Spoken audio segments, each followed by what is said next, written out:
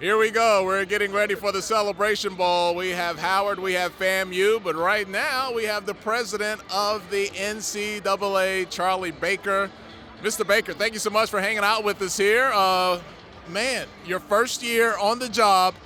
This has probably been the most exciting year of the NCAA in history. There's so much going on. People are talking about specifically college football every single day, transfer portal, NIL deals. There's so much. What has the first year on the job been like for you? Well, you can call it exciting. I might call it more like turbulent, but I certainly I expected and anticipated that this was going to be a challenging time for college sports. And as a former college athlete, married to a former college athlete, with two college athletes who are children, and another college athlete is my brother, and lots of friends, I thought it was an important time to be willing to step into this role.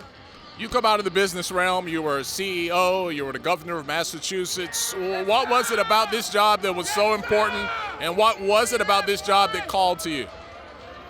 That's what about this job was so important. I tell people all the time that I took this job because of what I think college sports means to so many kids. You got 500,000 student athletes out there. Most of them were never going to be on TV. They'll never play in a place like this, but they learn all the right lessons about being a teammate, about getting up when you get knocked down, about understanding what it means to persevere and sacrifice. And those lessons will be with them for life. And it is the biggest and most important human potential development machine we have.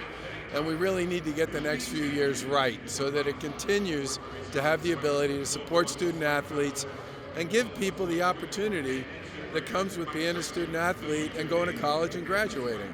You've had a chance to talk to all the commissioners of the HBCU conferences. What kind of common ground, what type of areas have you looked to connect with on them as they try to keep pace in this ever-evolving face of college athletics? First of all, I've talked to all 97 conferences during my first 150 days or so because I wanted to listen and learn, and that included conversations with the 4 HBCU conferences as well.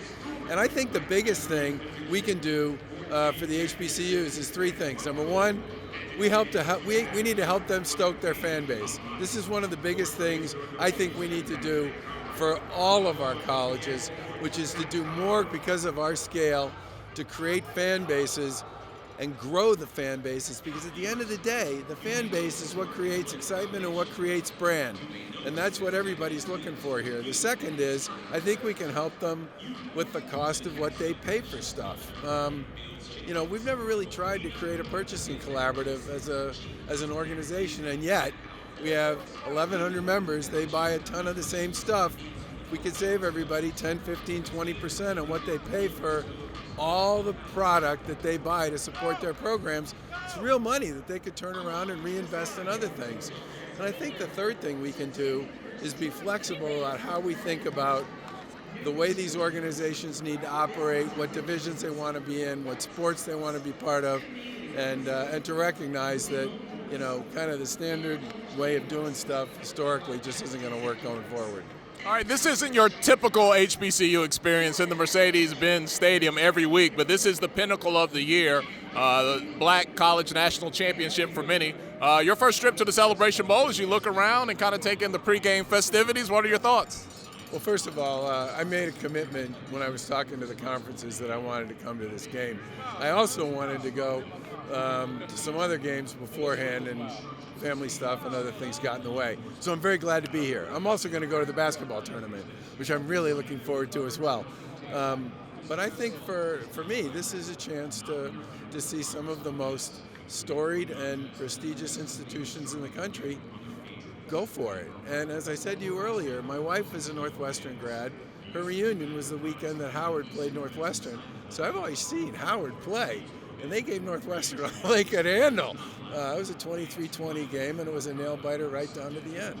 We've seen the commissioners in the last couple of weeks go to Capitol Hill, making sure their voices are heard in terms of any potential legislation with name, image, and likeness. How important do you think that trip was for them and those type of things to make sure their voices continue to be heard?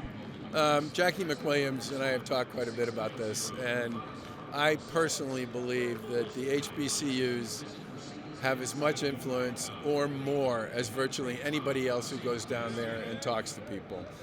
Their voices really matter. I could feel a change in some of the conversations I was having with people in the House and the Senate after the HBCUs paid visits down there. And I guess it's up there from here. It's down from Massachusetts to Washington. They're really important and they matter. And they should be important and they should matter, and I'm glad they do. All right, as your years continue on as president of the NCAA, what are just some key things that you have to keep a hold of and that you have to watch very closely, again, as the face of college athletics gains steam and seemingly changes every year? Well, I think one of the things we need to do is provide more consumer protections for student athletes around NIL. There's been a lot of really bad behavior there. It's been documented. We've talked to student athletes about it. Almost anybody can give you a really ugly story about some kid or some family that was misled. We need more transparency and more accountability in NIL. And I actually think the NCAA is going to take some decisions at its convention in January to start moving the wheels in that direction. I also think we need to figure out what I describe as how to make sure kids have the opportunity to be successful and that schools have the opportunity to do what they want to do to support student athletes. And that one ultimately requires us to make some changes in our rules to get rid of some of our restrictions, but it's also going to require some help from Congress to actually make it possible to do that, because under existing law, some of it's just not feasible. All right, he's Charlie Baker, president of the NCAA. Enjoy your time in Atlanta and enjoy the game today. I am really looking forward to the game. That's the fun part.